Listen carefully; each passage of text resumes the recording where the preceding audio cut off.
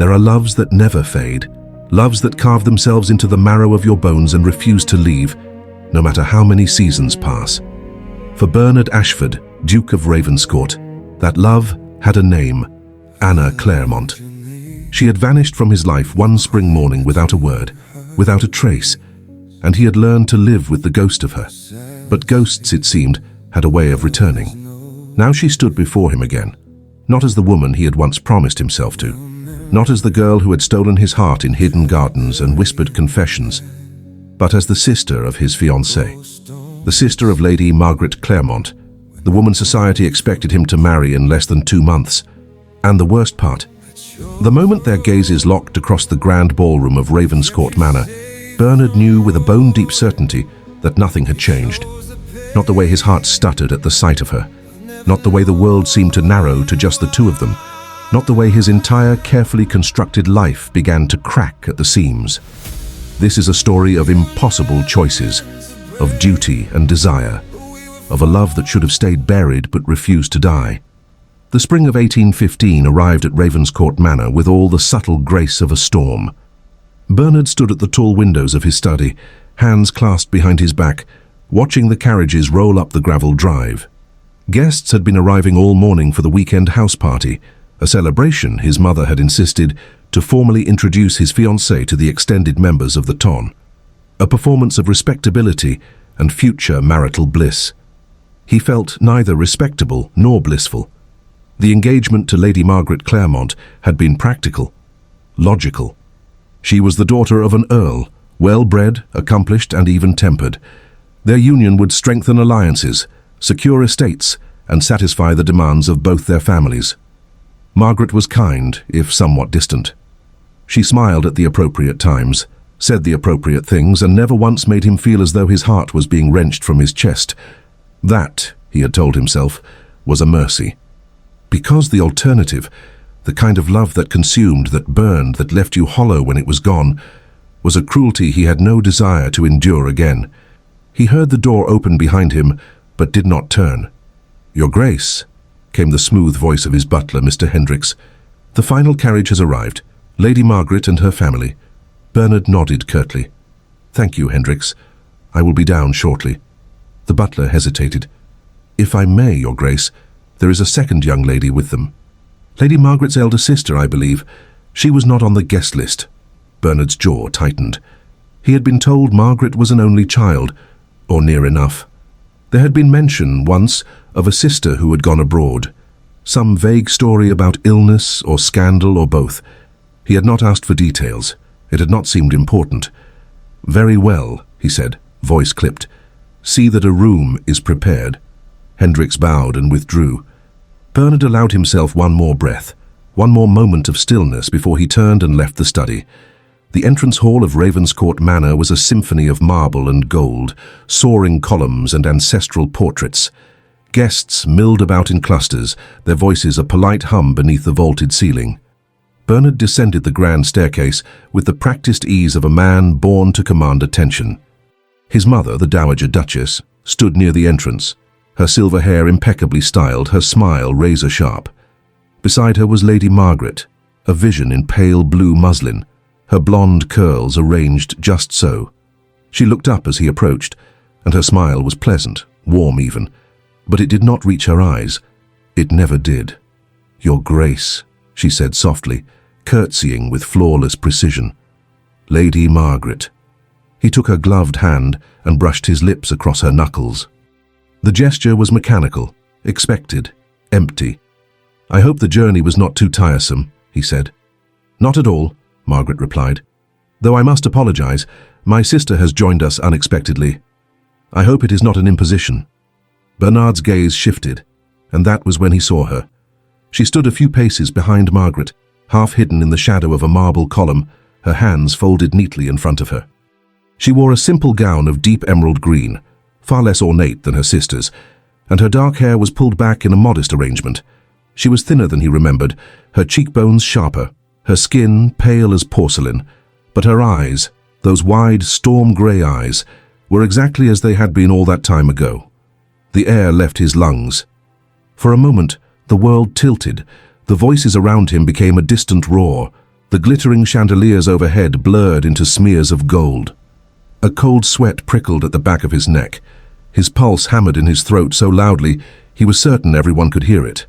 Anna.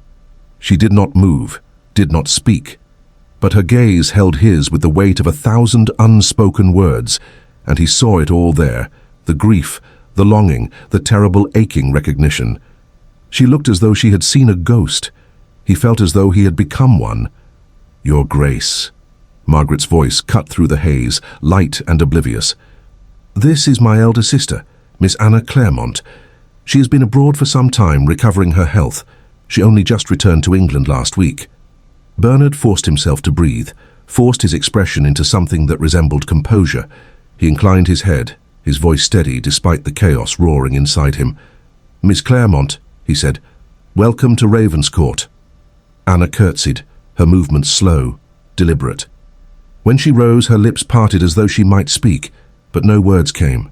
Her fingers twisted together at her waist, a nervous habit he remembered all too well.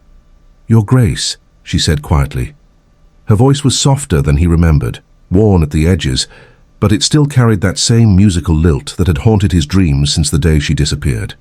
"Thank you for your hospitality." He should have looked away, should have turned his attention back to Margaret, to his mother, to anyone else, but he could not. An invisible thread pulled taut between them, binding him to her despite every rational thought screaming at him to stop. Margaret was still speaking, something about the weather or the manor or the upcoming ball, but Bernard heard none of it. His entire world had narrowed to the woman standing in the shadows, the woman he had loved and lost, the woman who had no right to be here, and yet was. Finally, his mother's voice broke the spell. "Miss Clairemont, you must be exhausted from your journey. We have prepared the rose room for you. I do hope it will suffice." Anna smiled faintly, though the expression barely touched her face. "I am sure it will be lovely, Your Grace, thank you."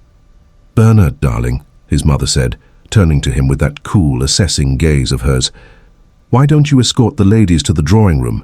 Tea will be served shortly." He nodded stiffly. "Of course." He offered his arm to Margaret, who took it with practiced ease. Anna followed a step behind, silent as a shadow. As they walked through the corridors of Ravenscourt, Bernard felt the weight of Anna's presence like a brand against his spine. Every step was an exercise in restraint, every breath a battle against the urge to turn around, to demand answers, to ask the question that had tormented him through endless sleepless nights. "Why did you leave me?" But he said nothing, because whatever the answer was, it could not change what had already been broken. She had made her choice and he had made his. If you're watching this story unfold, and you want to see where Bernard and Anna's impossible love leads, drop a comment and tell me where you're joining from. Subscribe now, because this is only the beginning, and what comes next will break your heart before it heals it. The drawing room was awash of soft afternoon light, spilling through tall windows that overlooked the manicured gardens. The other guests had not yet assembled for tea, which meant it was just the four of them: Bernard, Margaret, Anna, and the Dowager Duchess, seated in a carefully choreographed tableau of civility. Bernard stood near the fireplace, one hand resting on the mantel, the other clenched into a fist at his side. He had not sat, could not sit. If he remained still for too long, he feared he might shatter. Margaret was speaking to his mother about the wedding preparations, something about lace from Brussels and flowers from the hothouse. Her voice was bright, animated in a way it rarely was with him. His mother responded with polite interest, her sharp gaze occasionally flicking toward Anna, who sat in a chair near the window, her hands folded in her lap, staring at some distant point in the garden. She had not spoken since they entered the room. Bernard could not stop watching her. He catalogued every detail as though his mind were desperate to prove she was real. The way her fingers twisted together, bone white at the knuckles. The faint line between her brows, as though she were deep in thought or deep in pain. The way her chest rose and fell with each careful breath, shallow and controlled, as though even breathing required effort. She looked fragile, breakable, but he knew better. Anna Clairemont had always been stronger than she looked. "Miss Clairemont," his mother said suddenly, her voice cutting through the room like a blade. "Margaret tells me you have been in Italy these past seasons. How did you find it?" Anna's head turned slightly, her expression carefully neutral. "It was beautiful, Your Grace. Restorative." Restorative, the Dowager repeated, her tone edged with something Bernard could not quite name. How fortunate. And now you have returned to England. Do you intend to stay? There was a pause. Anna's throat worked as she swallowed. I am not certain, she said quietly. That remains to be seen. Margaret laughed lightly, as though her sister had made a joke. Oh, Anna is always so mysterious. She never could make up her mind about anything. The words were teasing, affectionate even, but Bernard saw the way Anna's shoulders stiffened, the way her jaw clenched just slightly. I find, Anna said softly, that some decisions are taken from us whether we wish them or not. The room went very still. Margaret blinked, her smile faltering. The Dowager's gaze sharpened. And Bernard felt something cold and sharp twist in his chest. Well, his mother said briskly, rising from her seat, I believe I shall see to the other guests. Margaret, darling, would you accompany me? I would very much like your opinion on the seating arrangements for tonight's dinner. Margaret rose obediently, smoothing her skirts. She glanced at Bernard, then at Anna, her expression uncertain. Of course, Your Grace. As the two women left the room, the door clicking softly shut behind them, the silence that remained was deafening. Bernard and Anna were alone. For a long moment, neither of them moved. Neither of them spoke. The air between them felt charged, electric, as though the slightest word might ignite something neither of them could control. Finally, Anna stood. Her movements were slow, deliberate, as though she were gathering the shattered pieces of herself. She turned toward the window, her back to him, her shoulders rigid. I did not know, she said quietly, that you were engaged to her. Bernard's hands flexed at his sides. Would it have mattered? She flinched as though he had struck her. Of course it would have mattered. Then why are you here, Anna? She turned, and for the first time he saw the raw, unguarded emotion in her face. Pain. Regret. Something that looked dangerously close to desperation. I was given no alternative, she said, her voice breaking. Margaret insisted I come. She does not know. She does not know about us. About what we were. What we were, Bernard repeated bitterly. Yes, past tense. Because you vanished, Anna. You disappeared without a word, without a letter, without a single damned explanation. And now you stand here and tell me you had no say in the matter? I didn't. The words burst from her sharp and sudden, and she pressed a hand to her mouth as though to contain them. When she spoke again, her voice was barely a whisper. You do not understand. Then make me understand. She shook her head, and he saw her eyes glisten with unshed tears. I cannot. Cannot, or will not. Cannot. The word was broken, desperate. Bernard, please. Do not ask me to explain what I cannot bear to say. He took a step toward her, his control slipping, and he saw her breath hitch, saw the way her hands trembled at her sides. You owe me that much, he said, his voice low and dangerous. After everything, after all of it, you owe me the truth. Anna stared up at him, and for a moment he thought she might tell him, thought she might finally give him the answers that had tormented him through 1,000 sleepless nights. But instead she closed her eyes, and when she opened them again they were cold, shuttered. I owe you nothing, Your Grace, she said quietly. We were young, we were foolish, and it is over. The words hit him like a physical blow. He stepped back, his expression hardening, every wall he had built around himself slamming back into place. You are right, he said, his voice empty. It is over. Anna's face crumpled just for a moment before she turned away again. She walked toward the door, her steps unsteady, and paused with her hand on the handle. I will leave, she said, her voice thick with unshed tears, after the weekend. I will make some excuse and return to London. You will not have to see me again. Bernard said nothing. He could not. Because if he spoke, if he let even a single word escape, he feared everything he had buried would come pouring out, and he could not afford that. Not now. Not ever. Anna opened the door and stepped into the hallway, and Bernard stood alone in the drawing room, surrounded by sunlight and silence, and felt the ghost of her linger in the air like smoke. That night, Bernard did not sleep.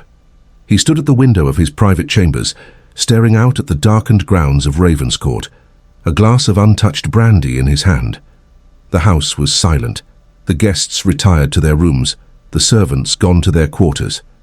The world was still. But his mind was chaos. He could still see her. still hear the tremor in her voice when she said his name, still feel the way his lungs had seized the moment she walked into his life again. Anna. For 1,000 days he had told himself she was gone, that whatever they had shared was a fleeting thing, a youthful infatuation that had burned too bright and too fast. He had convinced himself that he had moved on, that the engagement to Margaret was proof of that. But the moment Anna had stepped back into his world, every carefully constructed lie had crumbled to dust. He closed his eyes and let himself remember. Long ago. They had met at a garden party hosted by the Earl of Somerset. Bernard had been 25, newly ascended to the dukedom after his father's sudden death, and drowning under the weight of responsibility. Anna had been 21, the eldest daughter of a lesser noble family, visiting from the country. She had been standing beneath a willow tree, a book in her hands, utterly oblivious to the crowd around her. He had been drawn to her without understanding why, something about the way she held herself, the way she seemed both present and far away, as though she existed in a world just slightly removed from everyone else. "What are you reading?" he had asked. She had looked up, startled, and then smiled, a slow, genuine smile that had made something in his chest tighten. "Poetry," she had said. "Byron. Do you read poetry, my lord?" "Your Grace," he had corrected gently. "And no, I have never had much use for it." "That," she had said, closing the book with a soft snap, "is a tragedy." And just like that, he had been lost. They had spent the rest of the afternoon walking through the gardens, talking about everything and nothing. She was sharp, quick-witted, unafraid to challenge him. She did not simper or flatter. She did not treat him like a title. She treated him like a man. And for the first time in months he had felt like one. Their courtship had been a secret. Her family was respectable but not wealthy, and his mother had made it clear that a duke required a wife of impeccable pedigree and fortune. So they had met in hidden corners of ballrooms, in secluded gardens, in the quiet hours of early morning when the world was still asleep. He had kissed her for the first time beneath the oak tree at Harrington Park, her hands fisted in his coat, her breath warm against his mouth. He had told her he loved her in a letter written in his own hand, sealed with wax and delivered in secret. She had said it back with tears streaming down her face, her voice breaking on the words. They had made plans. Quiet, desperate plans. He would speak to his mother, he had promised. He would make her understand. They would marry no matter the cost. But then one morning Anna had simply vanished. No letter, no explanation, just gone. He had searched for her, sent inquiries, demanded answers from her family. But they had told him nothing, only that she had left England for her health and would not be returning. And so he had been forced to let her go. Bernard opened his eyes, the memory bitter on his tongue. He had grieved her, mourned the loss of her like a death. And then, slowly, painfully, he had learned to live without her. Or so he had thought. But now she was here, in his home, under his roof, and every moment in her presence was a reminder of everything he had lost. He drained the brandy in one swallow and set the glass down with more force than necessary. "Tomorrow," he told himself, "tomorrow I will bury this, I will forget, I will move forward." But even as he thought it, he knew it was a lie. Because some things once felt could never be forgotten. The following morning dawned grey and cool, the sky heavy with the promise of rain. Bernard rose early, as he always did, and went riding alone across the estate. The rhythm of the horse beneath him, the rush of wind against his face, it was the only thing that came close to silencing the noise in his mind. But when he returned to the manor, covered in a fine sheen of sweat and mud, he found Anna in the library. She stood near the far window, her fingers trailing along the spines of books on the shelf, her expression distant. She did not hear him enter. For a moment, he simply watched her, cataloguing the way the pale morning light caught in her dark hair, the way her shoulders curved inward as though she were trying to make herself smaller. Then she turned, and a sharp breath escaped her. "Your Grace," she said quickly, stepping back. "I apologize. I did not mean to intrude. I only—" "You are a guest," he said, his voice rougher than he intended. "You are welcome anywhere in this house." She nodded, but did not move. The silence stretched between them, taut and fragile. "I could not sleep," she said finally. "I thought perhaps a book might help." "And did it?" She glanced down at the volume in her hands, Paradise Lost. A faint, bitter smile touched her lips. "No," she said softly. "It did not." Bernard stepped further into the room, his boots echoing on the polished floor. He should leave, should turn around and walk away, but he could not. "Why did you come back, Anna?" She looked up at him, and he saw the exhaustion etched into every line of her face, the weight she carried like chains. "I told you," she said. "Margaret insisted. That is not an answer. It is the only one I have." He took another step toward her, and she stiffened, her knuckles white around the book. "Do not lie to me," he said quietly. "Not now, not after everything." A tremor ran through her, visible even from where he stood. For a moment he thought she might break, might finally tell him the truth. But instead, she shook her head. "I cannot do this, Bernard," she whispered. "Please do not make this harder than it already is." "Harder for whom?" he demanded. "For you? Do you have any idea what it was like when you left? Do you have any idea what it did to me?" "Yes," she said, her voice breaking. "Yes, because it destroyed me too." The confession hung in the air between them, raw and jagged. Bernard stared at her, his chest tight, a roaring in his ears. "Then why?" he said, the word torn from him. "If it hurt you, if you felt even a fraction of what I felt, then why did you go?" Anna's face twisted with pain, and she pressed a hand to her chest as though to hold herself together. "Because my hands were tied," she whispered. "Because staying would have destroyed us both."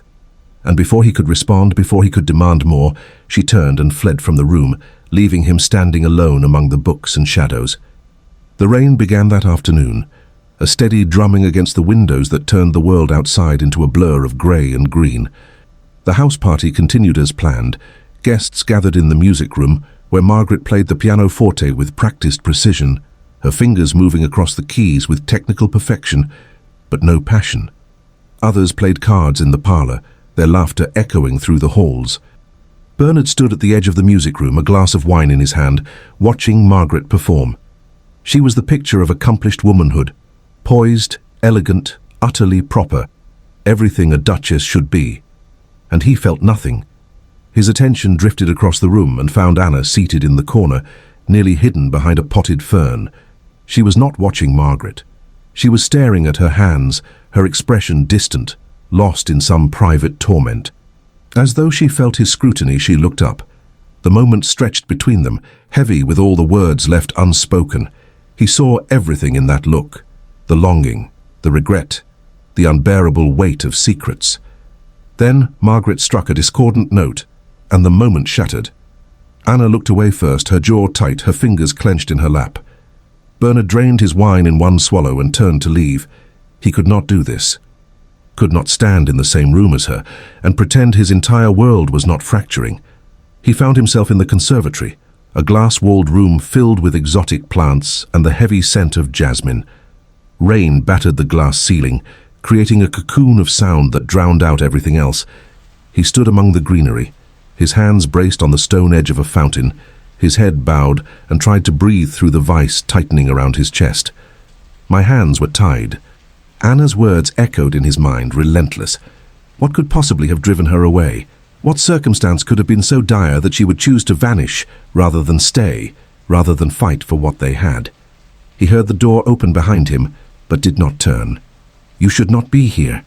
Anna's voice was soft, barely audible over the rain. "Neither should you," he said, his tone flat. She moved closer. He heard the rustle of her skirts, the careful placement of her footsteps. When she spoke again, she was near enough that he could feel the warmth of her presence at his back. "Bernard, do not." The word came out harsher than he intended, and he straightened, turning to face her. "Do not come here and speak my name as though it means something to you. As though I mean something to you." Her face crumpled. "You do. You always have. Then why?" He took a step toward her, and she took a step back, her spine hitting the glass wall. "Why did you leave me, Anna? What could possibly have been worth throwing away everything we had?" Tears spilled down her cheeks, and she shook her head, her hands trembling at her sides. "I cannot tell you. Cannot, or will not. Cannot." Her voice broke on the word.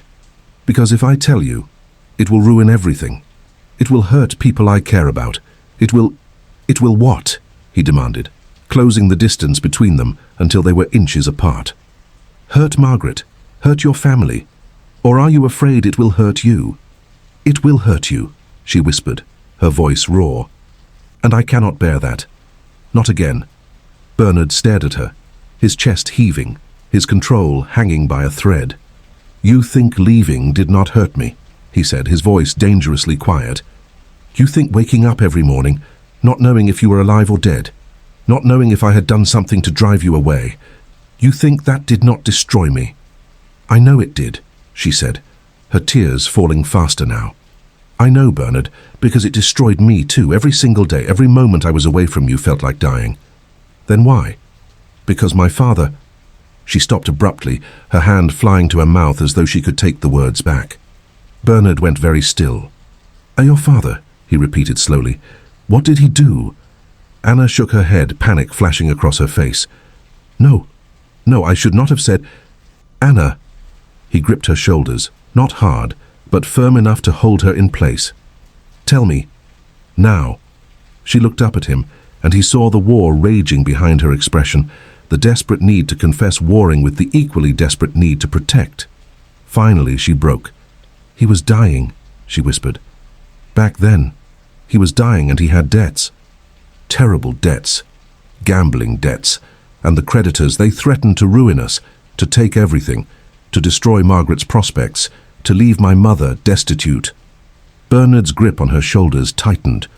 What does that have to do with you leaving? Anna's breath hitched, and when she spoke, her voice was barely audible. There was a man, a wealthy merchant in Italy. He offered to pay off my father's debts, every last penny, if I would agree to go with him, to enter into a contract, to become... She could not finish the sentence. Bernard felt the world tilt. No, he said, the word torn from him. No, Anna. Tell me you did not... I became a companion to his household, she said quickly, her hands coming up to grip his arms. Nothing more, I swear to you, Bernard. He was old, dying. He wanted someone to read to him, to sit with him in his final days. That was the arrangement. And when he passed a year later, he left me a small sum in his will. Enough to send money back to my family, enough to keep them safe. Bernard stared at her, horror and fury warring in his chest. You sacrificed your freedom, he said, his voice hollow.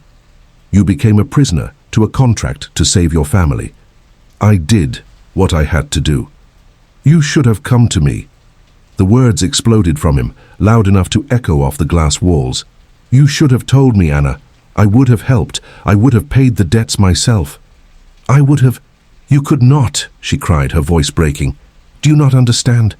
Your mother would never have allowed it. She already despised me, already saw me as beneath you. If you had paid my father's debts, it would have been a scandal. It would have ruined you, and I refused to let you sacrifice everything for me. That was not your decision to make. It was the only decision I could make. She was sobbing now, her hands still gripping his arms, her forehead pressed against his chest. I loved you too much, Bernard. Too much to let you destroy yourself for me. Bernard closed his eyes, his arms coming up to wrap around her, pulling her against him.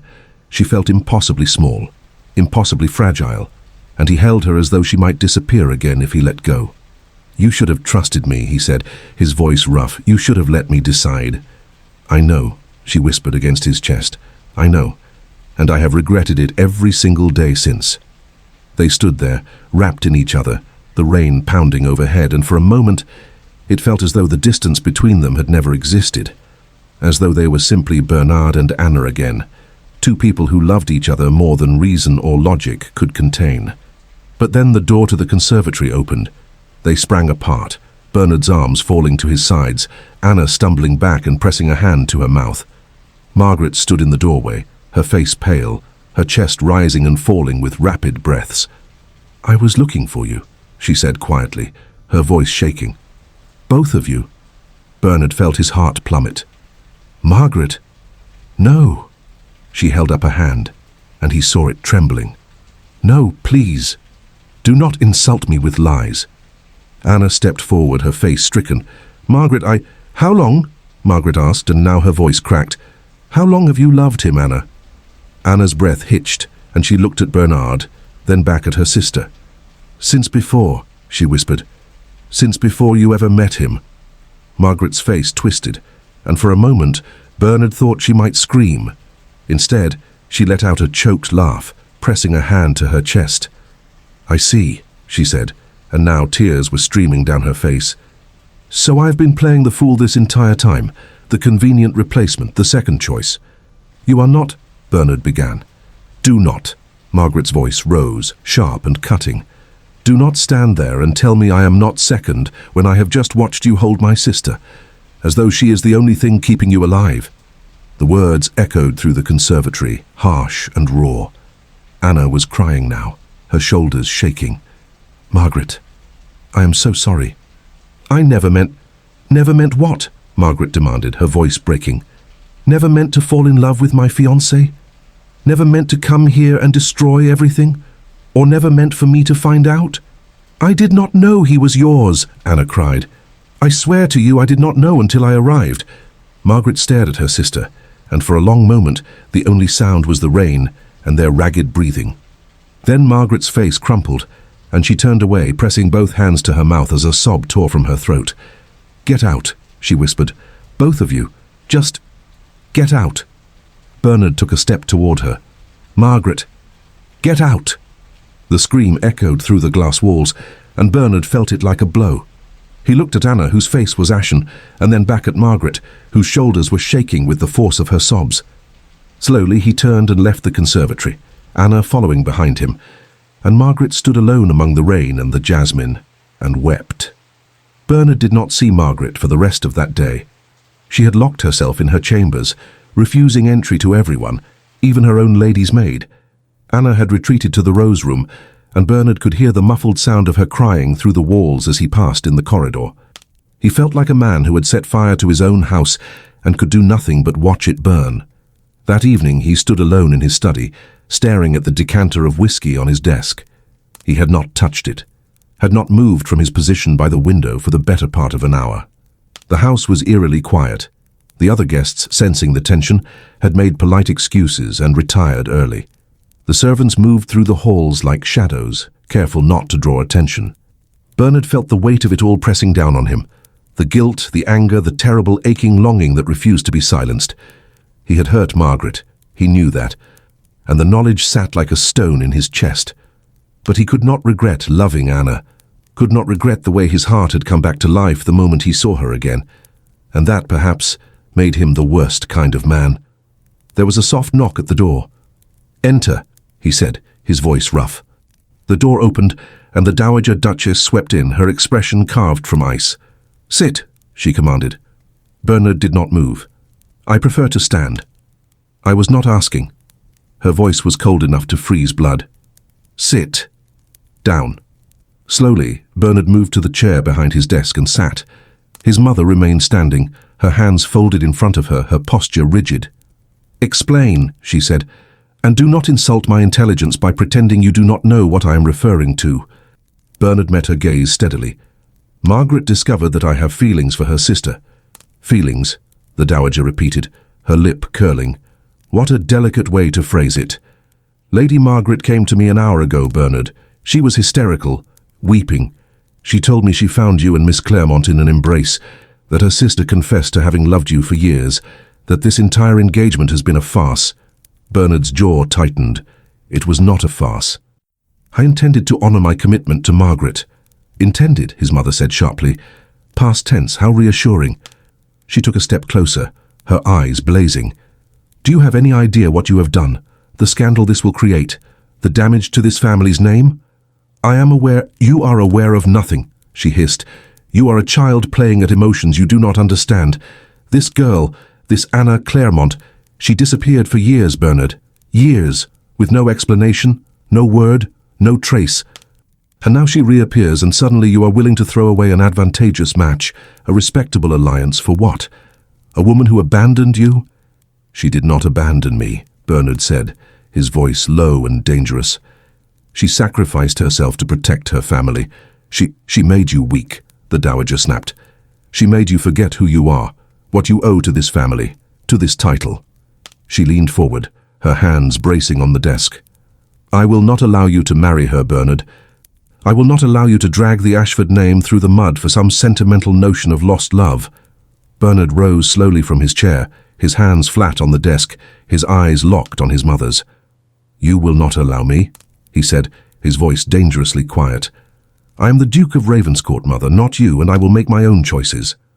The dowager's face went pale with fury. "If you do this, if you break this engagement and pursue that girl, I will cut you off. Every penny of the family fortune that is not entailed, every connection, every ally. I will make certain that society turns its back on you. You will be ostracized, Bernard, ruined. And for what? For a woman who left you once and will leave you again?" Bernard felt something cold settle in his chest. "Then do it," he said. His mother stared at him, and for the first time he saw genuine shock flicker across her face. "You would choose her over everything," she whispered. "Over your duty, over your family's legacy." "I would choose her over a life without love," Bernard said. "Yes." The dowager straightened, her expression hardening into something impenetrable. "Then you are a fool," she said quietly, "and you will regret this for the rest of your life." She turned and walked to the door, her movements stiff and precise. But before she left, she paused, her hand on the handle. "Margaret has agreed to end the engagement," she said without looking back. "She will leave tomorrow morning. She has asked that neither you nor her sister bid her farewell. I suggest you honor that request. It is the least you can do after what you have put her through." And then she was gone. Bernard sank back into his chair, his head in his hands, and felt the weight of everything crushing down on him. He had won, and it felt like losing. Anna came to him that night. She knocked softly on his door, and when he opened it, she stood in the dim hallway wrapped in a dark cloak, her face pale and tear-streaked. "I should not be here," she said quietly. "No," Bernard agreed. "You should not." But he stepped aside, and she entered. They stood in the center of his chambers, the fire crackling in the hearth, the silence heavy between them. "Margaret is leaving tomorrow," Anna said, her voice barely above a whisper. "She will not speak to me. She will not even look at me." "I know." Anna's hands twisted together, her gaze fixed on the floor. "This is my fault, all of it. If I had never come here, if I had refused Margaret's invitation, then I would still be engaged to a woman I do not love," Bernard said. "And you would still be carrying the weight of what happened alone." Anna looked up at him, and he saw the anguish in her expression. "But at what cost, Bernard?" she whispered. "Margaret is broken. Your mother despises me. Society will tear us apart. And for what? So we can be together." "Yes," Bernard said simply. "So we can be together." Anna shook her head, fresh tears spilling down her cheeks. "I do not know if that is enough." Bernard crossed the room in 3 strides and took her face in his hands, forcing her to look at him. "It is enough," he said, his voice fierce. "It has to be enough, Anna. Because I have already lost you once, and I will not do it again. I do not care what society says. I do not care what my mother threatens. I do not care if we have to leave England and start over somewhere else. None of it matters without you." Anna's breath hitched, and she leaned into his touch, her eyes closing. "I am so afraid," she whispered. "So am I," he said, "but I would rather be afraid with you than safe without you." And then, slowly, carefully, he lowered his mouth to hers. The kiss was soft at first, tentative, as though they were both testing the boundaries of this fragile new reality. But then Anna's hands came up to grip his shirt, pulling him closer, and the kiss deepened, years of longing and grief and desperate love pouring into it. Bernard's arms wrapped around her, holding her against him as though she might dissolve if he let go. She tasted of salt and sorrow, and something achingly familiar, and he felt the last of his carefully constructed walls crumble to dust. When they finally broke apart, both of them were breathing hard, their foreheads pressed together. "I choose you," Anna whispered, her voice fierce despite the tears still streaming down her face. "I choose you, Bernard. I choose to stay." He kissed her again, softer this time, reverent. "Then we will face whatever comes," he said against her lips. "Together." She nodded, and he felt the tremor that ran through her body. "Will you hold me?" she asked quietly. "Just for tonight. I do not want to be alone." Bernard pulled back just enough to look into her eyes. "Always," he said. He led her to the bed, and they lay down together, fully clothed, wrapped in each other's arms. Anna's head rested on his chest, her breathing slowly evening out as exhaustion overtook her. Bernard stared at the ceiling, his hand moving in slow circles on her back, and felt something close to peace settle over him. Tomorrow there would be consequences. Tomorrow, Margaret would leave, and his mother would begin her campaign of retribution, and the whispers would start. But tonight, Anna was in his arms, and that was enough. The next morning, Margaret left before dawn. Bernard stood at the window of his study and watched her carriage disappear down the drive, his chest tight. She had kept her word. She had not sought him out, had not said goodbye. But he had seen her face through the carriage window, pale and drawn, her eyes red-rimmed from crying, and the image would haunt him for a long time. Anna had watched from her own window, her hand pressed to the glass, silent tears streaming down her face. When the carriage was finally gone, she had turned away and wept. By midday, the rest of the house party had begun to depart. Word had spread, whispers of a broken engagement, of a scandal brewing, and no one wanted to be caught in the middle of it.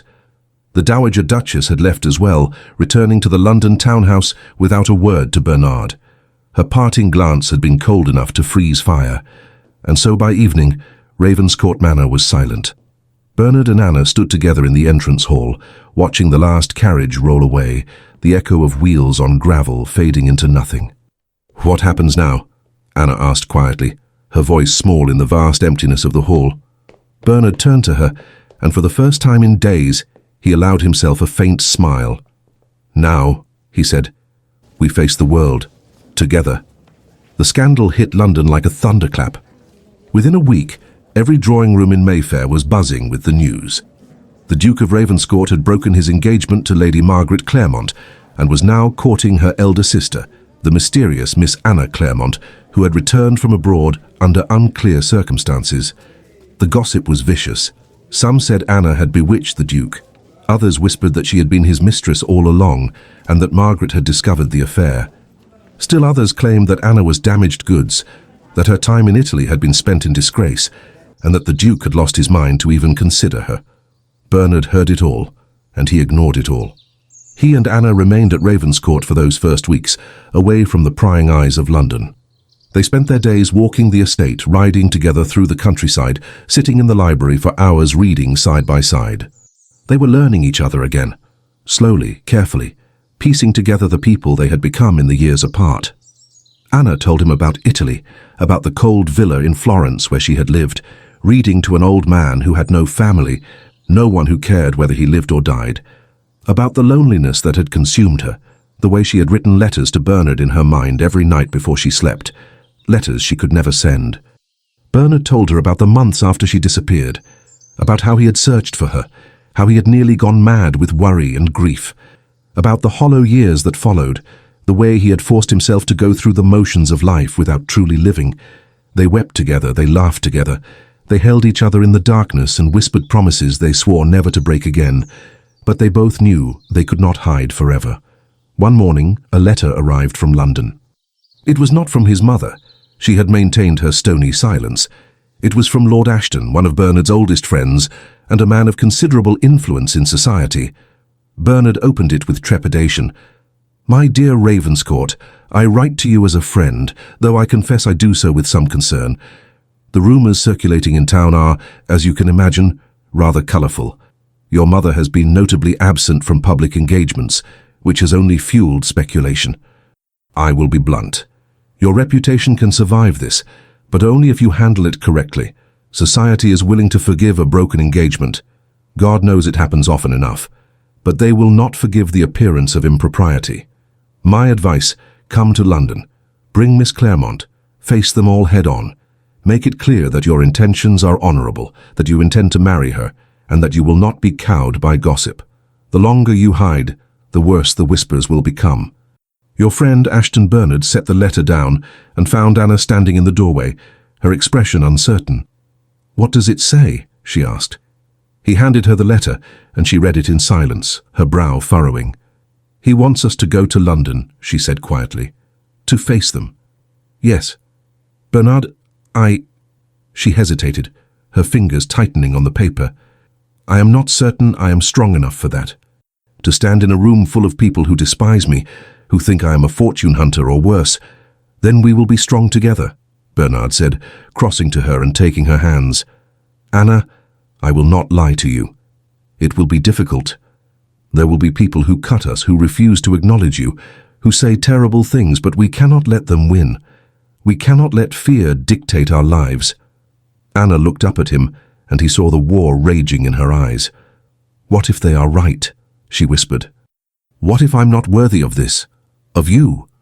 You are worthy of everything, Bernard said fiercely, and I will spend the rest of my life proving it to you. She closed her eyes, and when she opened them again, there was something new there, a fragile, tentative resolve. Then we go to London, she said. They arrived in London on a grey afternoon in early summer. Bernard had taken a townhouse in Bloomsbury, not his family's grand residence in Mayfair, which was still occupied by his mother, but a smaller, more private home where they could stay without constant scrutiny. Anna was quiet during the journey, her hands folded in her lap, her gaze fixed on the passing scenery. Bernard could see the tension in her shoulders, the way she worried her lower lip between her teeth. When they finally arrived and stepped into the townhouse, Anna looked around at the modest but elegant surroundings and let out a shaky breath. It is lovely, she said. It is ours, Bernard replied, for as long as we need it.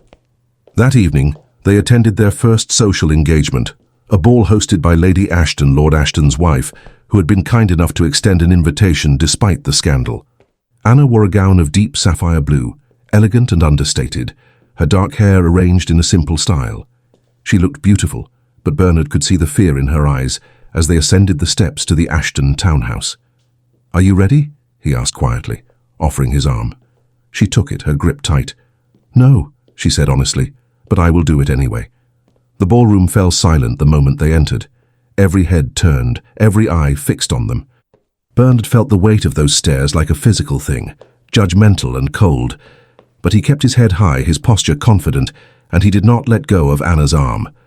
Lord Ashton was the first to approach, his smile warm and genuine. Ravenscourt, he said, extending his hand. Good to see you, old friend. Ashton, Bernard said, shaking his hand firmly. Thank you for the invitation. Ashton turned to Anna, and his smile did not waver. Miss Clairemont, it is a pleasure to meet you. My wife speaks highly of your sister. Anna dipped a curtsy, her voice steady despite the tremor in her hands. You are very kind, my lord. Lady Ashton appeared beside her husband, a warm, gracious woman in her 40s. Miss Clairemont, welcome. Please do come and meet some of our guests. I promise they are not all as dreadful as they look. The comment drew a nervous laugh from Anna, and Lady Ashton tucked her arm through Anna's, leading her gently into the crowd. Bernard watched them go, his chest tight with gratitude for the Ashtons' kindness. But not everyone was so welcoming. As the evening wore on, Bernard felt the cuts, some subtle, some overt. Certain lords and ladies turned away when he approached. Others offered cold nods but refused to engage in conversation, and more than once he heard whispers as he passed. Disgraceful. Poor Lady Margaret. What was he thinking? Anna bore it all with quiet dignity, her smile never quite reaching her eyes. But Bernard saw the way her shoulders tensed, the way her breathing became shallow. Finally, unable to bear it any longer, he led her out onto a quiet terrace overlooking the garden. The night air was cool, and Anna wrapped her arms around herself, staring out at the darkness. I am sorry, Bernard said quietly. She turned to him, her expression sad but resigned. You have nothing to apologize for. They are cruel, he said, his jaw tight, petty and cruel. They are protecting their own, Anna said. Margaret is one of them. I am not. It is understandable. It is unforgivable, Anna smiled faintly. Perhaps. But it is the world we live in, Bernard. And if we are to have a future together, we must learn to navigate it. He stepped closer, taking her hands in his. Then we will navigate it together, he said. And we will not let them break us. Anna looked up at him, and in the moonlight he saw the tears glistening on her cheeks. I love you, she whispered. I love you too, he said, always. And there, on the terrace beneath the stars, he kissed her. A promise, a vow, a defiant declaration to the world that they would survive this, together. Over the following weeks, Bernard and Anna slowly began to carve out a place for themselves in London society. It was not easy. There were still those who refused to acknowledge them, still whispers and sidelong glances, but gradually others began to follow the Ashtons' lead, people who valued Bernard's character over gossip, who were willing to give Anna a chance. Anna proved herself in quiet, subtle ways. She was gracious, intelligent, kind. She never rose to the bait when snide comments were made in her hearing. She supported Bernard without overshadowing him, and she won over several key society matrons simply by being herself. Margaret's name still came up occasionally, always in hushed tones, always with pitying looks directed at Anna. But there was no word from Margaret herself. She had retreated to her family's country estate and showed no signs of returning to London. Bernard had written to her once, a letter of apology and gratitude. She had not replied. One evening, as summer gave way to autumn, Bernard took Anna to the rose garden at Kew, a public place but quiet at this hour, with few other visitors. They walked together in comfortable silence, the scent of roses heavy in the air, the setting sun painting the sky in shades of gold and crimson. Finally, Bernard stopped beside a fountain and turned to face her. "Anna," he said, his voice steady but his heart pounding, "there is something I need to ask you." She looked up at him, curiosity and a hint of apprehension in her eyes. He reached into his pocket and withdrew a small velvet box. When he opened it, a ring glinted in the fading light, a simple band of gold set with a single sapphire the color of her eyes. Anna's breath caught and her hand flew to her mouth. "All those years ago," Bernard said, his voice rough with emotion, "I wanted to ask you this question, and then I lost you, and I thought I would never have the chance again." He dropped to one knee, and Anna's hands trembled as she stared down at him. "Anna Clairemont, will you marry me? Will you be my wife, my partner, my everything, for as long as we both shall live?" Tears streamed down her face, and for a moment she could not speak. Then finally she nodded. "Yes," she whispered, the word breaking on a sob. "Yes, Bernard, 1,000 times yes." He slid the ring onto her finger, and then he rose and pulled her into his arms, kissing her with all the love and longing and fierce, unshakable certainty that had carried him through the darkest days of his life. When they finally broke apart, Anna looked down at the ring, her smile radiant through her tears. "It is beautiful," she said. "You are beautiful," Bernard replied, "and you are mine." "And you are mine," she said, rising on her toes to kiss him again. They stood there in the rose garden as the sun dipped below the horizon, wrapped in each other, and for the first time the future felt like something worth believing in. 2 days after the proposal, a letter arrived. It was addressed to Anna in a neat, feminine hand, and when she opened it, her face went pale. Bernard, who had been reading the morning paper, immediately set it aside. "What is it?" he asked. Wordlessly, Anna handed him the letter. It was from Margaret. "Dear Anna, I hope this letter finds you well. I confess I have struggled with whether to write it at all, but in the end, I decided that silence would be a greater cruelty than honesty. I will not pretend that what happened did not hurt me. It did. Deeply. And there were many nights when I was angry, at you, at the Duke, at the unfairness of it all. But I have had time to reflect, and I have come to a realization. I cannot fault you for loving someone you loved first. And I cannot fault him for choosing the woman who holds his heart. I was never in love with the Duke, Anna. I cared for him, yes. I respected him, but I did not love him the way you do, and he did not love me the way he loves you. Perhaps, in a strange way, this was all meant to happen, because now I am free to find what you and the Duke have, real, true love, and I hope someday I will. I hear you are engaged. I wish you both every happiness, truly. And Anna, please do not carry guilt for what happened. Life is too short and love too rare to waste either on regret. Yours, Margaret. Anna's hands shook as Bernard finished reading, and when he looked up, she was crying. "She forgives us," she whispered. "Bernard, she forgives us." He pulled her into his arms, holding her as she wept. Tears of relief, of gratitude, of a burden finally lifted. "She is a remarkable woman," Bernard said quietly. "She is," Anna agreed. "And I hope she finds her happiness. She deserves it." Bernard kissed the top of her head. "So do we," he said. The wedding took place 3 months later, in the small chapel on the Ravenscourt estate. It was a quiet affair. Nothing like the grand society event Bernard's first engagement would have demanded. Only close friends and a handful of family attended. Margaret had been invited, and though she had politely declined, she had sent a gift, a first edition of Byron's poetry, inscribed with a single line, "May you find the happiness that eluded us all." Anna had wept when she opened it, and Bernard had held her until the tears subsided. The morning of the wedding dawned bright and clear, the sky a brilliant blue, the air filled with the scent of roses from the garden. Hannah wore a gown of ivory silk, simple and elegant, with lace sleeves that brushed her wrists and a veil that trailed behind her like morning mist. Her dark hair was arranged in soft curls, and she carried a small bouquet of white roses tied with sapphire ribbon, a nod to the ring Bernard had given her. When Bernard saw her walking down the aisle on Lord Ashton's arm, her own father having passed away during her time in Italy, his breath stopped. She was the most beautiful thing he had ever seen. They spoke their vows in voices steady and sure, their hands clasped together, never breaking eye contact. Bernard's vows were traditional, but he added words of his own at the end. "I promise to never let fear come between us again. I promise to trust you, to cherish you, and to love you with everything I am, for as long as I draw breath." Anna's vows were equally heartfelt. "I promise to never run from you again. I promise to stand beside you, to face whatever storms may come, and to love you fiercely and without reservation for all of my days." There was not a dry eye in the chapel, and when the vicar pronounced them husband and wife, Bernard kissed her as though it were the first time and the last and everything in between. The reception was held in the gardens beneath strings of lanterns that glowed like stars against the twilight sky. There was music, a string quartet playing soft melodies, and dancing and laughter. Anna danced with Lord Ashton, who had become something of a surrogate father to her.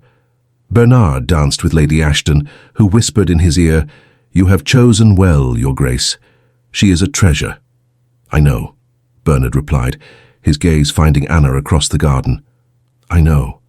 As the evening wore on, Bernard found Anna standing near the fountain, looking up at the sky, a soft smile on her lips. "What are you thinking?" he asked, coming to stand beside her. She turned to him, and her eyes were bright with unshed tears, but this time they were tears of joy. "I am thinking that I cannot believe this is real," she said. "That after everything, after all the pain and fear and loss, I am here, with you, and we are married." "It is real," Bernard said, taking her hand and pressing a kiss to her knuckles, just above the sapphire ring. "And I will spend every day for the rest of my life proving it to you." Anna leaned into him, resting her head against his shoulder. "I love you," she said softly. "I love you too," he replied. "Always." They stood there together, wrapped in the warmth of the summer night, and Bernard thought about how close he had come to losing her, how easily this, all of this, could have slipped through his fingers.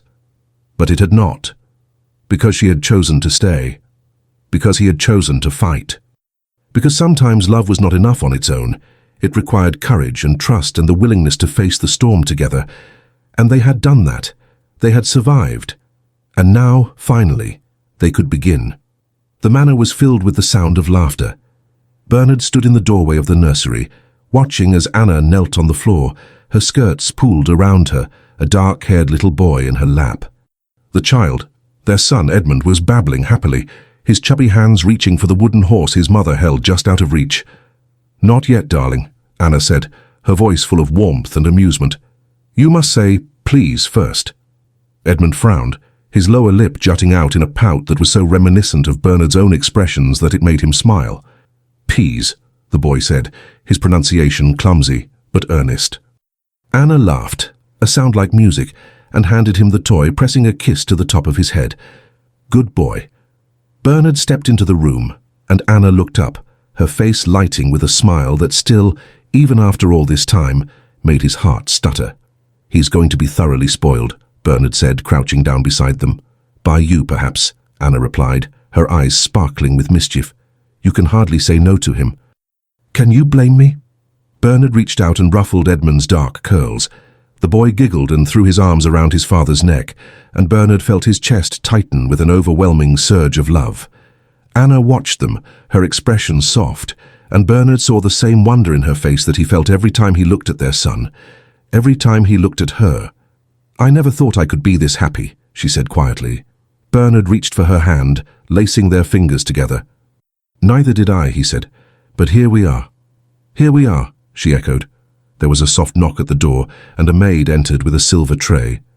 "A letter, Your Grace," she said, offering it to Anna. "From Lady Margaret Whitmore." Anna's expression shifted, a flicker of old emotion crossing her face. She took the letter and dismissed the maid with a kind word. Bernard watched as she opened it carefully, her eyes scanning the neat script. "What does she say?" he asked. Anna's face broke into a radiant smile. "She has had a child," she said, her voice thick with emotion. "A daughter. She says she has never been happier." Bernard felt a weight lift from his shoulders, one he had not fully realized he had been carrying. "I'm glad," he said sincerely. "She deserves every happiness." "She does," Anna agreed, wiping at her eyes. "And it seems she has found it." She set the letter aside and looked at Bernard, her smile soft and full of love. "We all have," she said. 5 years later, on a crisp autumn afternoon, Bernard and Anna stood in the rose garden once more. Edmund, now 6 years old, was chasing his younger sister, a bright-eyed girl named Eleanor, through the rows of blooming roses, their laughter echoing across the estate. A third child, a baby boy they had named Thomas, slept peacefully in Anna's arms, wrapped in a soft blanket. Bernard stood beside his wife, one arm around her shoulders, watching their children play. "Do you ever think about how different our lives could have been?" Anna asked quietly, her head resting against his shoulder. Bernard considered the question. "Sometimes," he admitted, "but I do not regret the path we took." "Neither do I," Anna said, "even with all the pain, even with everything we lost along the way." Bernard turned to her, tilting her chin up so he could look into her eyes, those storm-grey eyes that had captured his heart so many years ago. "We did not lose," he said. "We won, because we are here, together, with our children, our home, our life, and nothing will ever take that away from us again." Anna smiled, her eyes bright with tears, and kissed him softly. And in that moment, surrounded by their children's laughter, and the scent of roses and the golden light of late afternoon, Bernard knew with absolute certainty that he had made the right choice. Love, he had learned, was not always easy. It was not always convenient. It did not always follow the rules society laid out, but it was always worth fighting for, because some loves carve themselves into the marrow of your bones, and those loves, the ones that endured through pain and separation, through scandal and sorrow, those were the loves that built something beautiful, something lasting, something real. And as Bernard stood in the garden with his wife in his arms and his children playing at his feet, he knew that this was what happiness looked like. Not perfect, not easy, but theirs, and that was enough. I learned your name in the quiet between heartbeats, where silence speaks and love has no defense. You were a memory I tried to bury in time, but ghosts don't sleep when they're born from truth. I chose the road that kept you safe from ruin. You chose the pain of never knowing why.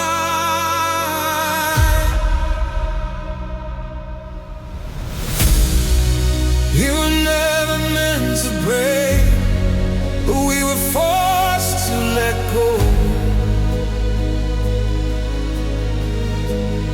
So love survive in the dark, when no one ever knows. If loving you was wrong,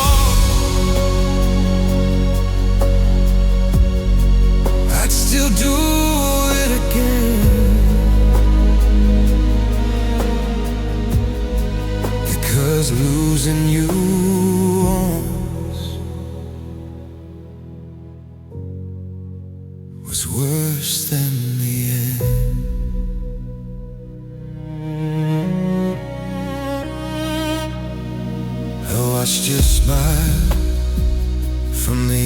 edge of another life,